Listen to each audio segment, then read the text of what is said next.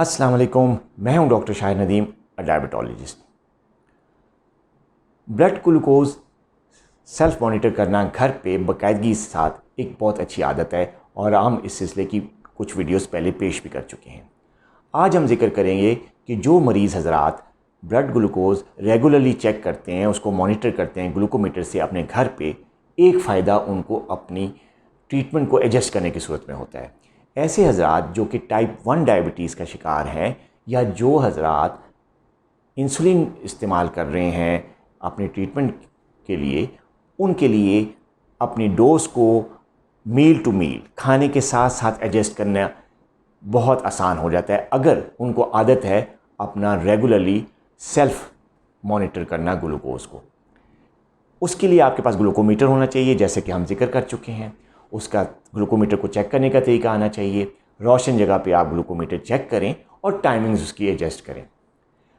अगर आप type 1 patient हैं, टाइप 1 डायबिटिक हैं और आप इंसुलिन पर हैं, तो आपको खाने के साथ साथ अपनी ब्लड ग्लूकोज का लेवल चेक करना होता है और उसके साथ आपको अपनी इंसुलिन की डोज को एडजस्ट करना आना चाहिए।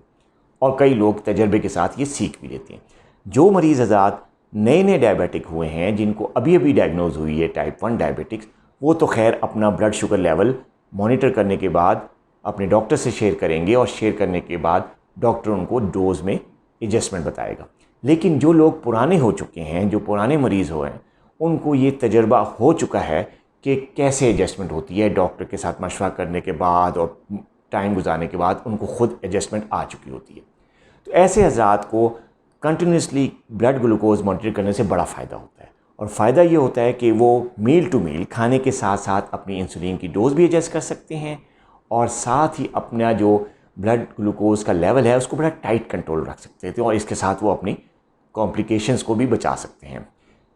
मिसाल के तौर पर अगर एक मरीज़ जो इंसुलिन पर है, टाइप 1 डायबिटिक है और दोपहर के खाने से पहले अपनी वो जस्ट खाना शुरू करने से पहले वो अपनी ब्लड ग्लूकोज चेक करता है और ब्लड ग्लूकोज लेवल उसका 180 से ऊपर आता है, तो फिर उसको अपनी इंसुलिन की डोज जो वो रेगुलर ले रहा होता है या जो ओरिजिनल डोज होती है उसमें चंद यूनिट्स का इजाफा करना पड़ता है, क्योंकि खाने से पहले टाइप 1 डायबिटिक का ब्लड ग्लूकोज लेवल 120 या 110 से नीचे होना चाहिए। अगर ये लेवल आता है तो फिर तो उसको अपनी रेगुलर डोज लेनी, इसमें कोई एडजस्टमेंट नहीं करनी। लेकिन अगर लेवल इससे ज़्यादा आता है तो अकॉर्डिंगली उसको चंद यूनिट्स ज़्यादा लेने पड़ते हैं अपनी ओरिजिनल डोज से, ताकि खाने के बाद जो ब्लड ग्लूकोज हाई होता है तो वो इंसुलिन का लेवल इतना बॉडी में हो कि वो उसको कंट्रोल कर सके।